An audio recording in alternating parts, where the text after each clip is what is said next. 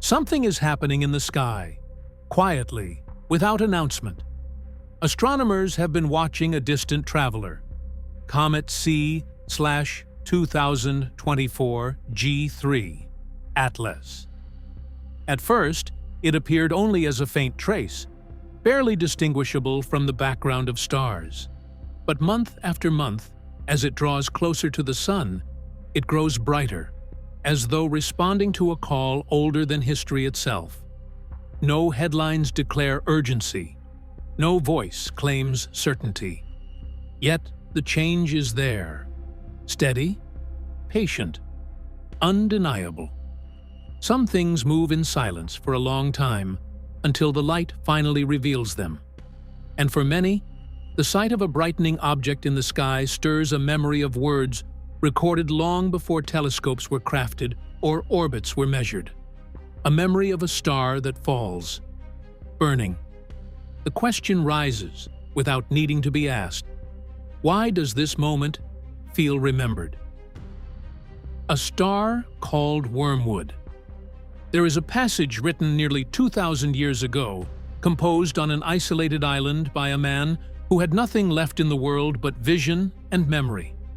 It does not attempt to persuade or warn through argument.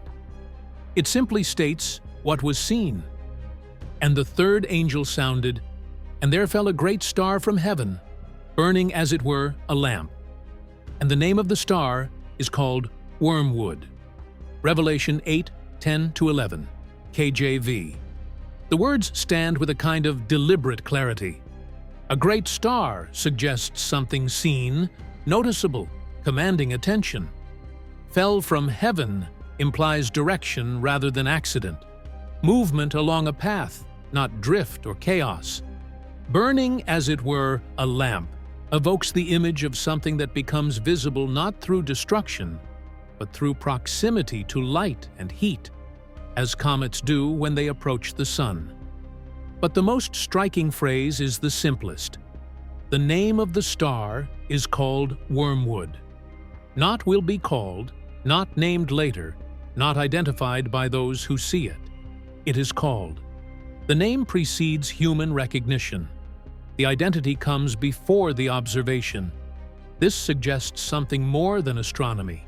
It suggests intention, or at least sequence, meaning before discovery. There are things in the universe that have been moving along their paths long before anyone on Earth learned to lift their eyes to the sky. When humanity finally sees them, the seeing is not the beginning. It is merely the moment of recognition. Wormwood, then, is not just an object. It represents a point in time when something distant becomes impossible to ignore. The emphasis in the passage is not on sudden catastrophe, but on appearance, on the moment when what was concealed becomes visible. The passage speaks not of randomness, but of timing. A star already named, already known, revealed at the hour appointed for the world to look upward. No conclusions are drawn here. No identification is asserted. Instead, there is simply the awareness that the text describes a pattern. Something far becoming near. Something silent becoming seen. Something ancient returning into human sight. And when such a pattern appears in the sky, people remember the words, even if they do not know why. And the moment when something becomes visible is never random. The next part of the story is not about the star itself, but the world that first saw it happen. When the prophecy was still ancient, the vision that speaks of Wormwood was recorded in a world that understood the sky not through mathematics, but through meaning. When John wrote the book of Revelation on the island of Patmos, he lived in a time when the heavens were a realm of signs. The night sky was not an empty field, but a living tapestry through which the divine might speak. To the ancient world, the sky held memory. It held continuity. It held intention.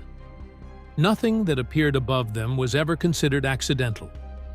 John did not have the vocabulary of orbital mechanics or cosmic chemistry.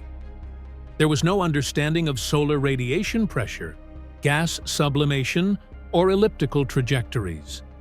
Yet the experience he described is one we can recognize instantly today. A distant object entering the region of heat and light, becoming visible only when the sun reveals it. Something once unseen beginning to glow. A star that burns like a lamp. And a great star fell from heaven, burning, as it were, a lamp. Revelation 8:10, KJV. To John, this was the clearest language available to describe what he saw. Not the language of science, but the language of sight, of experience, of awe.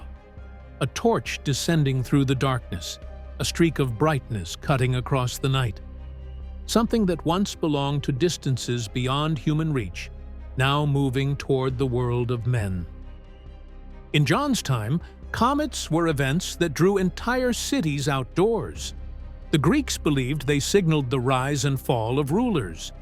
Babylonian astronomers etched them onto clay tablets as symbols of turning eras. In China, imperial scholars documented their appearances meticulously, believing their arrival corresponded with shifts in fate and history.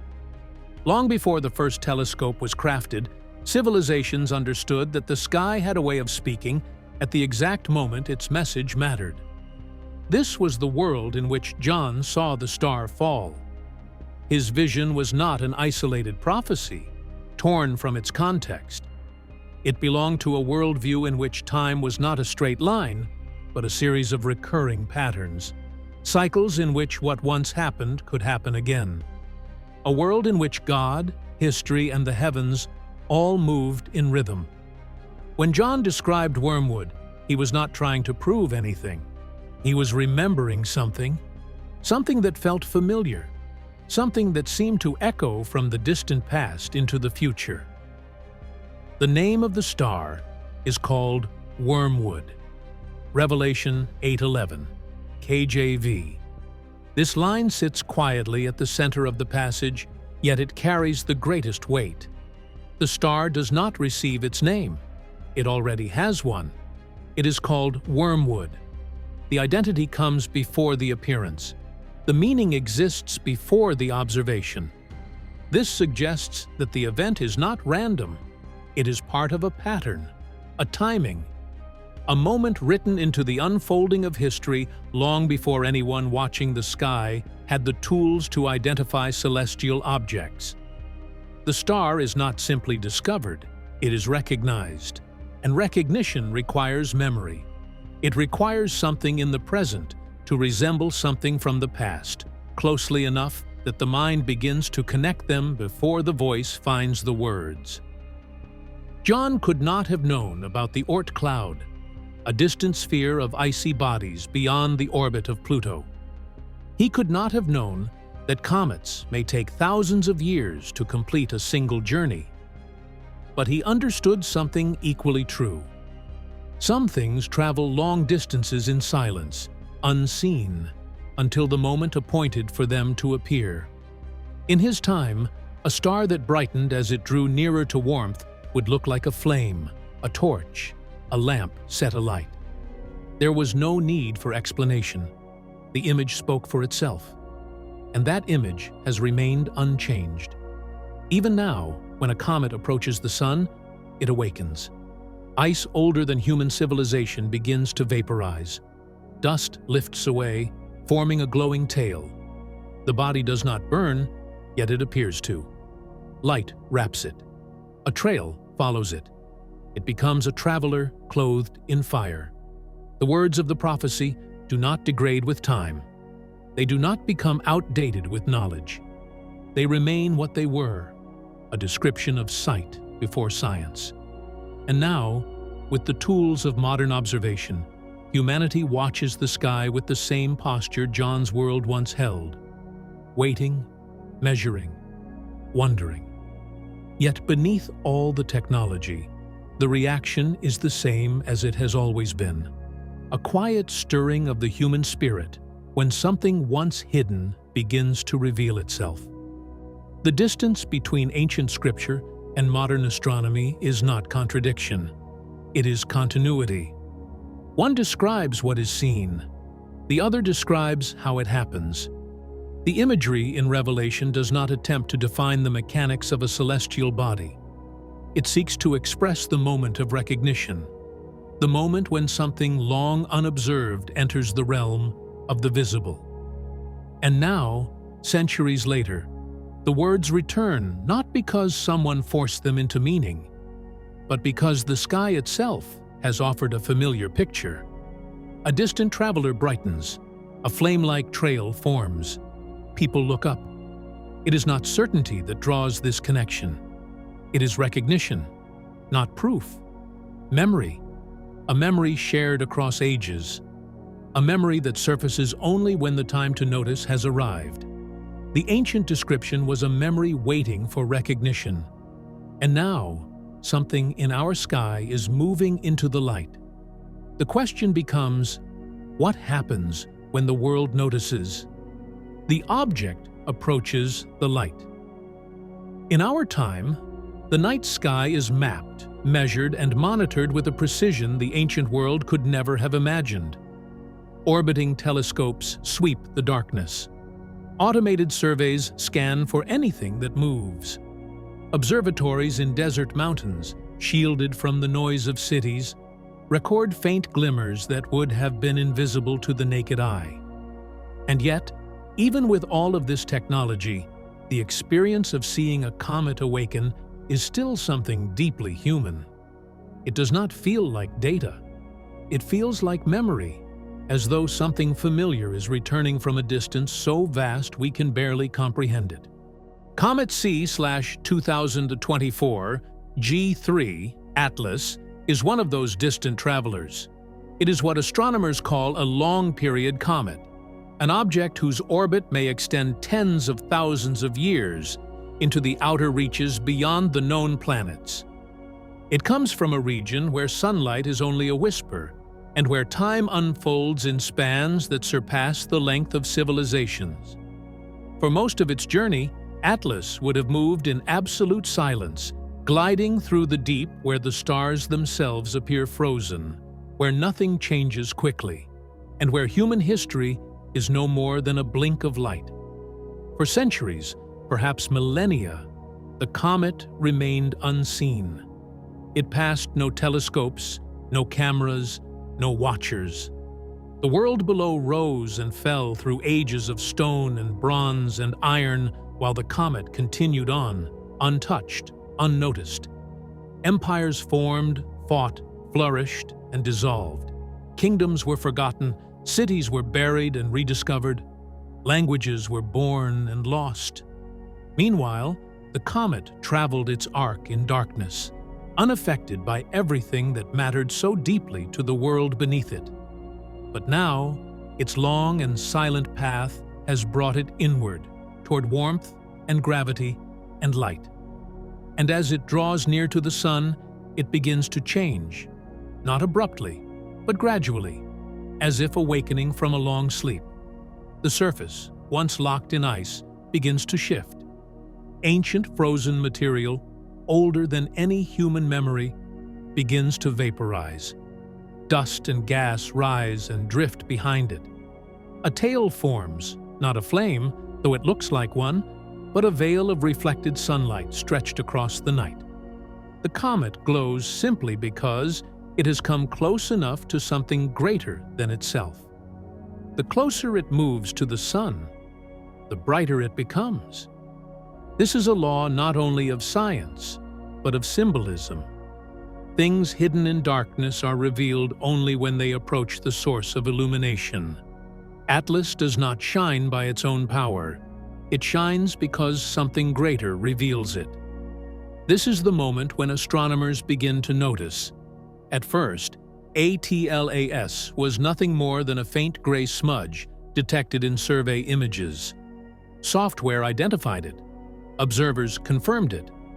For weeks, it was an object so small and distant that only trained eyes and careful instruments could tell it apart from noise. But then, slowly, almost reluctantly, it began to brighten, not dramatically, not in a way that draws headlines, but consistently. Month after month, the increase in luminosity continued.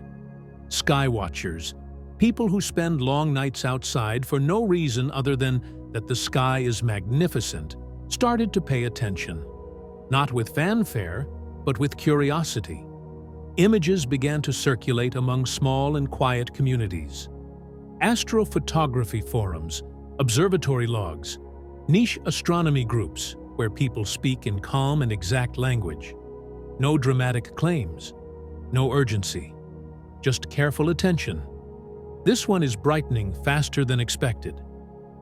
This curve is worth watching. It may become visible to the naked eye. These are not declarations. They are the early signals of something beginning to reveal itself. If Atlas continues along its current trajectory, there will come a time, not long from now, when it could be seen without telescopes. A single point of light, moving against the background of fixed stars. Quiet, steady, unmistakable to anyone who simply looks up at the right moment. Comets do not announce themselves to the world with noise.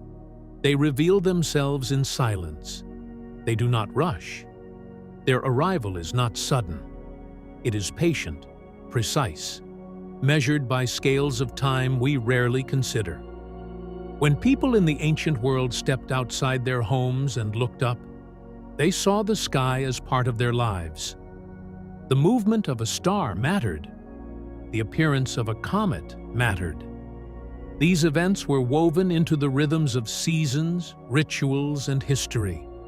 Today, the sky is distant for most people. The night is washed away by artificial light. Few know how to read the constellations. Few have reason to step outside and look upward simply to see what the heavens are doing.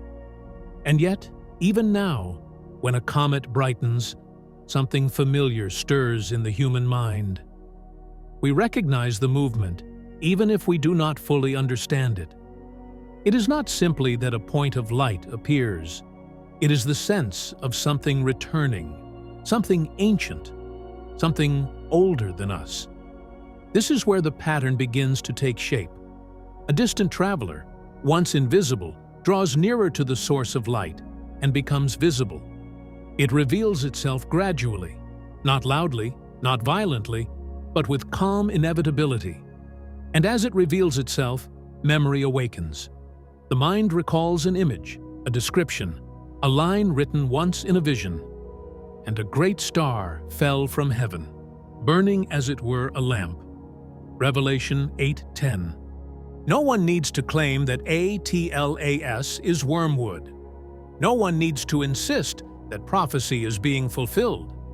The significance lies not in declaration, but in recognition. When something was described in imagery before science existed, and science later observes a phenomenon that looks like the image, the connection is not forced. It is natural. It is the way the human mind identifies patterns across time. Recognition is not certainty. Recognition is awareness. The sky does not shout. It whispers. It asks only one question. Are you watching? Atlas continues its movement. The brightness continues to rise. The tail lengthens like a pale brush stroke across the dark. The world keeps turning. People go to work. Markets rise and fall. News cycles pass.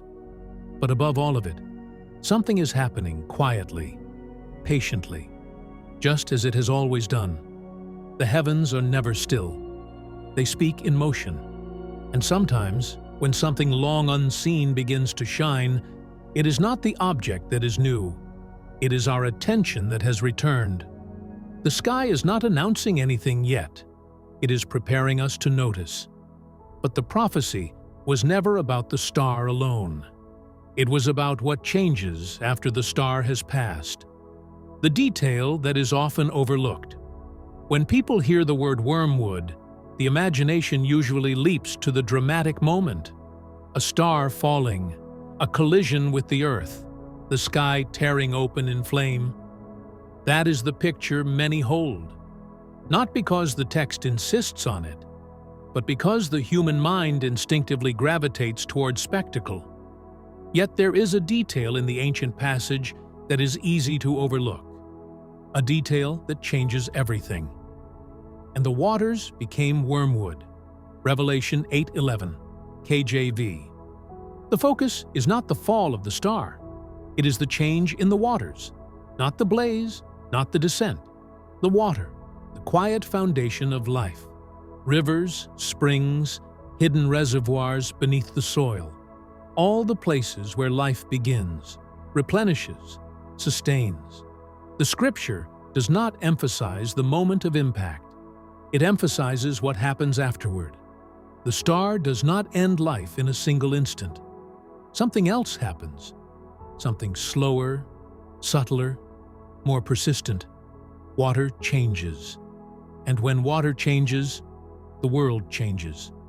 This is the part we rarely notice, because our attention is drawn to events that explode, not to events that unfold. But water does not announce itself. It simply continues flowing, even when something inside it has shifted. And because it is so familiar, so ordinary, we do not realize how much depends on it until hesitation enters the first sip. Wormwood in Scripture has always been linked to bitterness, not just in taste, but in experience. It refers to a moment when something that should nourish instead becomes difficult to receive. Something once trusted becomes uncertain. Something that gave life becomes something one must second-guess. When the text says many died because the waters were made bitter, it is not describing chaos. It is describing vulnerability, how quickly stability can falter when the most quiet and essential things are altered. A glass of water does not have to turn black or red or toxic to change a life. It only needs to shift enough to make someone pause. Today, in our world, the transformations are already happening. Not with spectacle, but with accumulation. Tiny particles drifting into rivers, salt pushing slowly inland through deltas, reservoirs thinning mile by mile, drought tracing new borders across continents, the taste of water changing one mineral at a time. Changes that are easy to ignore because they do not arrive suddenly.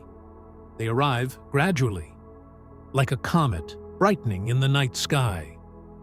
What is striking about the ancient passage is not that it predicts a celestial event.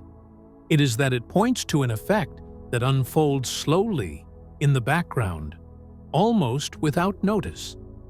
The text is not describing the drama of the sky. It is describing the shift of what sustains life. And this is where the pattern begins to take form. A distant object becomes visible. Attention rises. But the true change happens quietly, at ground level. Not in the sky where all can see, but in the water where the ordinary lives. It is not the spectacle that carries the meaning. It is the aftermath. The ancient text does not ask us to fear the fall of the star. It asks us to notice what happens once it has passed. Not every sign arrives with thunder. Some signs arrive in whispers, in slight changes, in things we trust without thinking. A river becomes difficult to drink. A spring becomes uncertain. A taste changes slightly, and the hesitation goes unnoticed because life continues, and routine is strong, and awareness is slow. This is how quiet transformations work. Subtle at first, steady in time, clear only in hindsight. A star in the sky draws attention, but water on the earth determines survival. And so, the ancient passage makes its point not in the fire, but in the aftertaste. Not in the fall, but in the foundation. Not in spectacle, but in sustenance. Wormwood is not about a moment of destruction. It is about the realization that something essential has shifted. The sky may dazzle, but life changes in the quiet places, in what we drink, in what we rely on, in what we assume will always remain the same. Some signs do not shout, they whisper. And those whispers are heard only by those who are listening.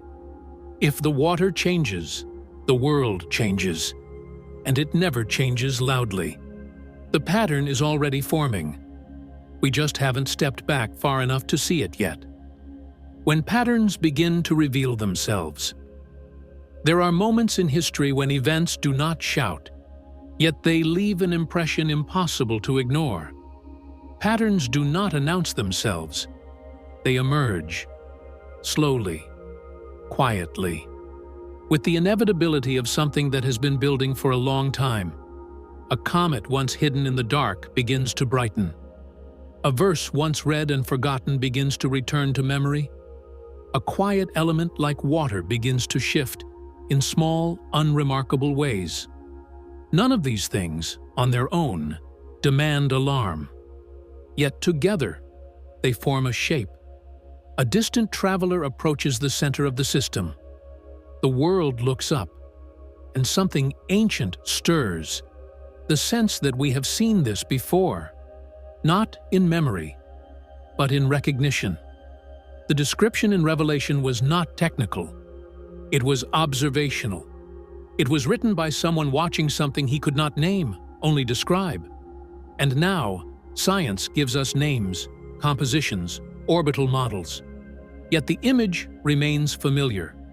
A great star, burning, descending from distances beyond ordinary measure. The human reaction to this is not fear. It is quiet clarity, because the pattern is not about the comet alone. It is about timing. Things that remain unseen for centuries do not become visible without reason. Water does not shift without consequence. Memory does not return without purpose. This is not about declaring what is or is not Wormwood. It is about noticing a rhythm that has been written into the world itself.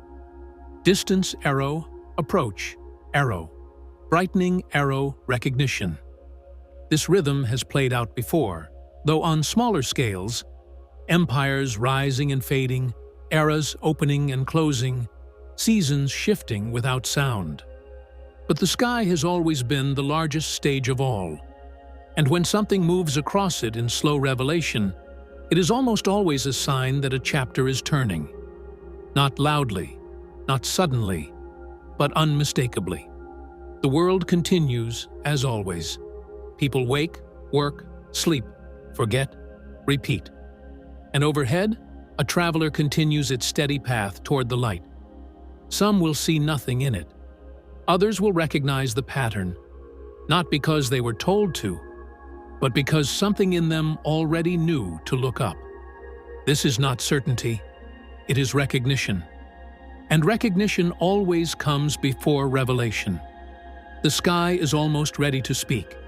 The only question now is who will be paying attention. When the sky is no longer silent. There are nights when the sky feels still, unchanged, as though it has always been and will always remain the same. But then, a single point of light begins to move. Not quickly, not dramatically, just enough for the attentive to notice. Comets do not announce themselves. They return when their time comes. C/2024. G3 continues its approach. Not loud, not urgent, simply persistent. The increase in brightness is steady, almost restrained, like something stepping into a light that was always waiting for it. Whether it is a sign, a reminder, or simply a traveler completing its ancient path, is not something that must be answered now. Meaning is not always immediate. Understanding rarely arrives all at once. For now, the sky offers something quiet and rare. A reason to look upward, even for a moment. Because some things are only seen by those who remember to watch.